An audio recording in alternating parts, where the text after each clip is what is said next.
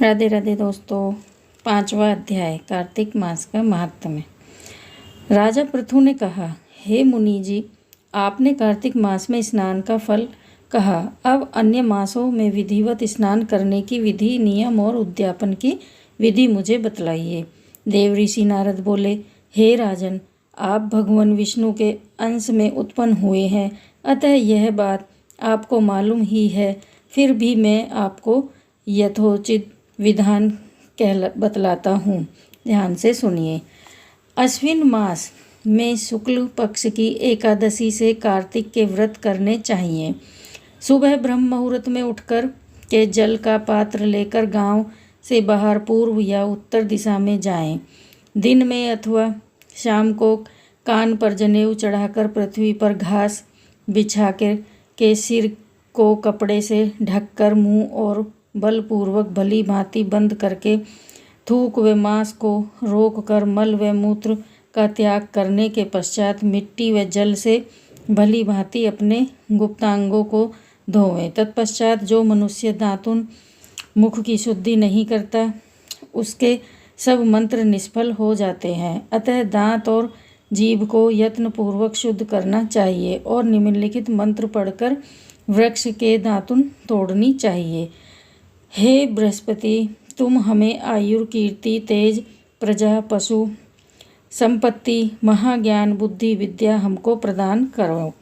यह मंत्र पढ़कर दूध वाले वृक्ष पर से बाहर अंगुली की दातुन तोड़कर करें। व्रत या श्राद्ध के दिन दातुन नहीं करनी चाहिए। प्रतिपदा, अमावस्या, नवमी, छठी, रविवार को चंद्र तथा सूर्य ग्रहण में दातुन करनी चाहिए। कटीले पेड़ों, कपास, पीपल, बरगद और निर्गंध, इन पेड़ों की दातुन करनी चाहिए। तत्पश्चात भली भांति स्नान करके फूल, माला, चंदन और पान इत्यादि पूजा की सामग्री लेकर प्रसन्न मन व भक्ति पूर्वक भगवान शंकर के मंदिर में जाना चाहिए। वहाँ सभी देवी देवताओं का अर्घ्य, आचमनीय आदि वस्तुओं से अलग अलग पूजन करना चाहिए। प्रार्थना एवं प्रणाम करना चाहिए। फिर भक्तों के स्वर में स्वर मिलाकर श्री हरि का कीर्तन करना चाहिए। मंदिर में जो गायक भगवान श्री हरि का कीर्तन करने आए हों, माला, चंदन, तांबूल आदि से उनका पूजन करना चाहिए, क्योंकि देव स्थानों में भगवद कीर्तन करने वाले भी साक्षात विष्णु की ही तरह की मूर्ति होते हैं। यह लोग सतयुग में विष्णु जी को अपनी तपस्या, योग और दान द्वारा भगवान को प्रसन्न करते थे, मगर कलयुग में भगवत गुणगान की भगवान श्री हरि को प्रसन्न करने का प्रधान साधन माना गया है। नारद जी ने राजा पृथु से कहा, हे राजन, मैंने एक बार भगवान से पूछा, हे प्रभु, आप अधिकतर कहाँ रहते हैं? यह सुनकर भगवान ने कहा कि हे नारद, मैं बैकुंठ अथवा योगियों के हृदय में भी नहीं रहता, अपितु जहाँ मेरे भक्त मेरा कीर्तन करते हैं वहाँ मैं अवश्य रहता हूँ। जो मनुष्य चंदन, माला आदि से मेरे भक्तों का पूजन करते हैं, उनसे मेरी ऐसी प्रीति होती है जैसे कि मेरे पूजन से भी नहीं हो सकती। शीश, धतूरा, गिरिजा, चमेली, केसर और कंदार तथा कटहल के फूलों व अक्षतों से भगवान विष्णु की पूजा नहीं करनी चाहिए। अड़हल, कंद, गिरीश, जूही, मालती और केवड़ा के पुष्पों से भगवान शंकर की पूजा नहीं करनी चाहिए। लक्ष्मी के इच्छुक पुरुषों को तुलसी पत्र से सूर्य नारायण की पूजा नहीं करनी चाहिए।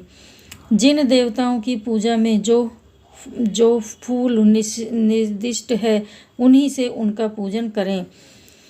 पूजन समाप्त करने के पश्चात भगवान से क्षमा प्रार्थना यथा करें। हे सुरेश्वर, हे देवेश, मेरे पास न मंत्र है न क्रिया है, मैं भक्ति से ही हीन हूँ। जो कुछ भी पूजा मैंने आपकी की है उसे पूरा करें। ऐसी प्रार्थना करने के बाद दंडवत प्रणाम कर व 2 क्षमा प्रार्थना करके भगवत कीर्तन करना चाहिए। श्री हरि की कथा सुननी चाहिए और प्रसाद ग्रहण करना चाहिए। इसी तरह बताई गई विधि के अनुसार जो मनुष्य कार्तिक व्रत का अनुष्ठान करते हैं, वह संसार के सभी सुखों को भोगते हुए अंत में मुक्ति को पाते हैं।